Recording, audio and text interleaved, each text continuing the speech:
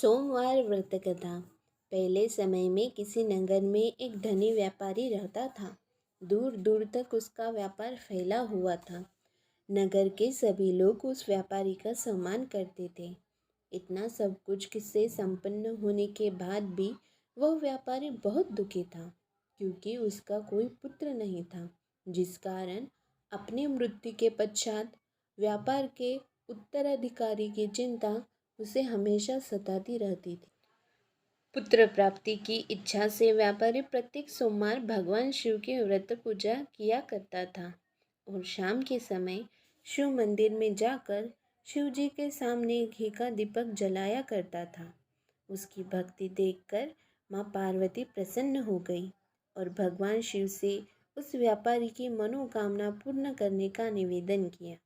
भगवान शिव बोले, इस संसार में सबको उसके कर्म के अनुसार फल की प्राप्ति होती है। जो प्राणी जैसा कर्म करते हैं उन्हें वैसा ही फल प्राप्त होता है।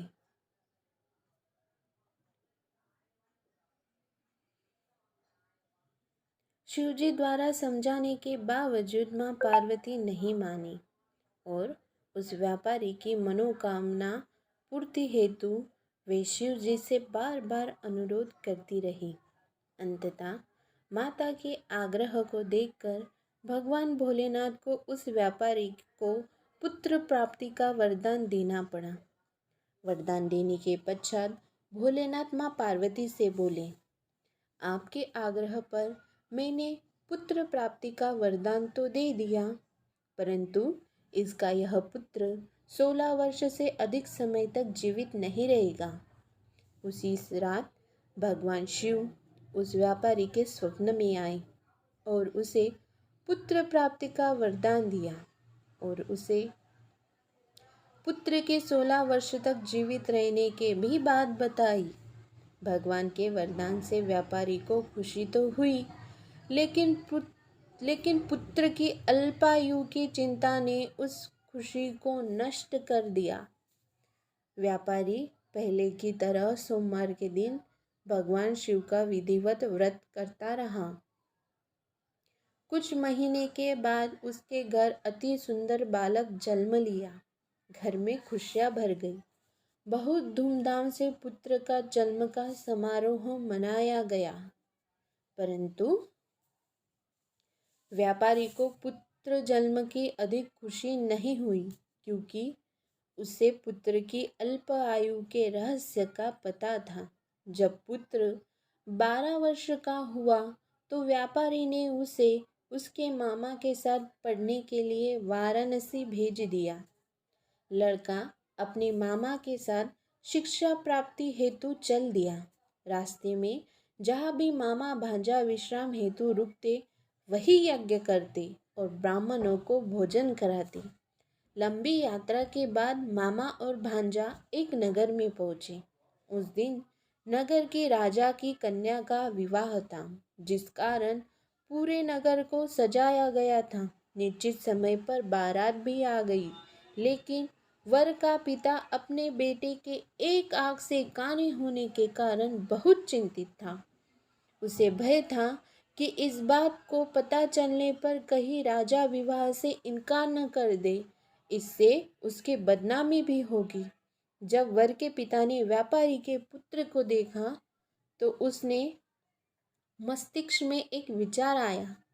उसने सोचा, क्यों न इस लड़के को दूल्हा बनाकर राजकुमारी से विवाह करा दूं। विवाह के बाद इसको धन देकर विदा करा दूंगा और राजकुमारी को अपने नगर ले जाऊंगा।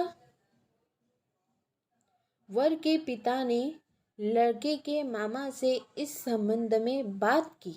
मामा ने धन मिलने के लालच में वर के पिता की बात स्वीकार कर ली। लड़के को दूल्हे का वस्त्र पहनाकर राजकुमारी से विवाह करा दिया गया। राजा ने बहुत सारा धन देकर राजकुमारी को विदा किया। शादी के बाद लड़का जब राजकुमारी के साथ लौट रहा था तो वह सच नहीं छिपा सका और उसने राजकुमारी के ओढ़नी पर लिख दिया, राजकुमारी, तुम्हारा विवाह मेरे साथ हुआ था।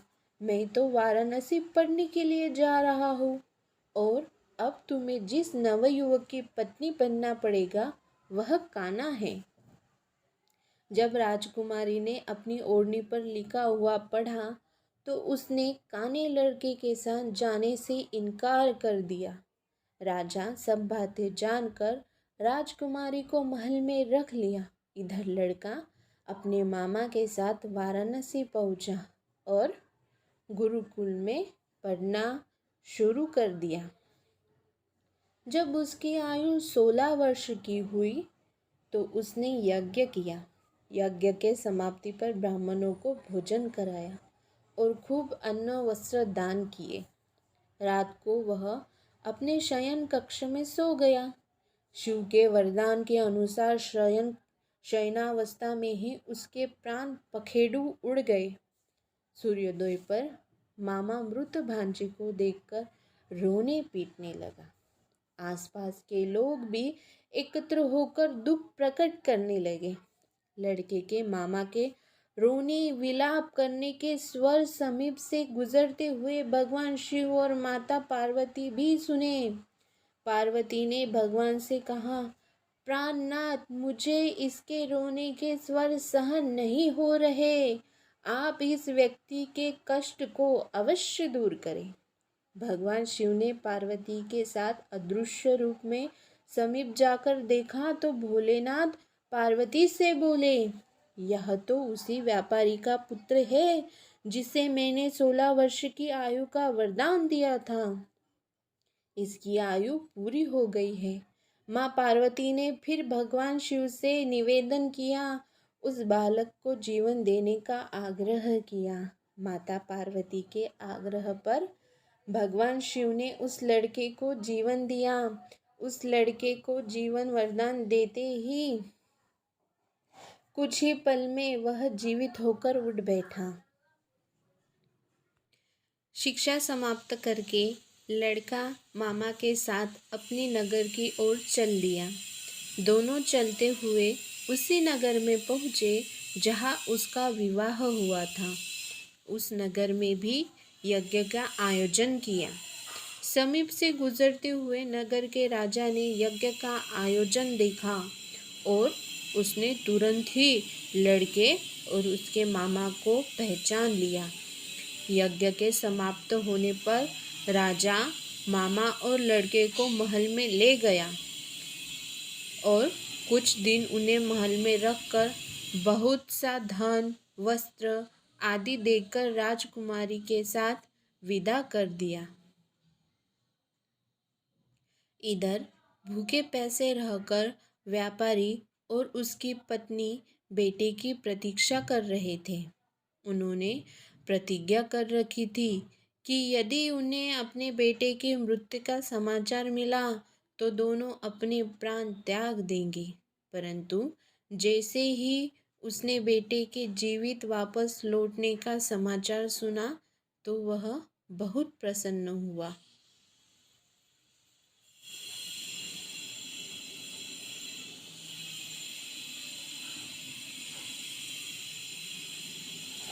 अपने पत्नी और मित्रों के साथ नगर के द्वार पर पहुंचा। अपने बेटे के विवाह का समाचार सुनकर पुत्रवधू राजकुमारी को देखकर उसकी खुशी का ठिकाना न रहा। उसी रात भगवान शिव ने व्यापारी के स्वप्न में आकर कहा, हे सृष्टि, मैंने तेरे सोमवार के व्रत करके और व्रत कथा सुनने से प्रसन्न होकर तेरे पुत्र को लंबी आयु प्रदान की है। पुत्र की लंबी आयु जानकर व्यापारी बहुत प्रसन्न हुआ। सोमवार व्रत कथा करने से व्यापारी के घर में खुशियाँ लौट आई। शास्त्रों में भी लिखा है कि जो स्त्री पुरुष सोमवार का विधिवत व्रत करते हैं और व्रत कथा सुनते हैं उनकी सभी इच्छाएं पूरी होती है। तो दोस्तों, आपको भी अगर यह वीडियो अच्छी लगी हो तो एक लाइक, शेयर और भोलेनाथ के भक्त है तो कमेंट करना ना भूलें। वीडियो पूरा देखने के लिए धन्यवाद।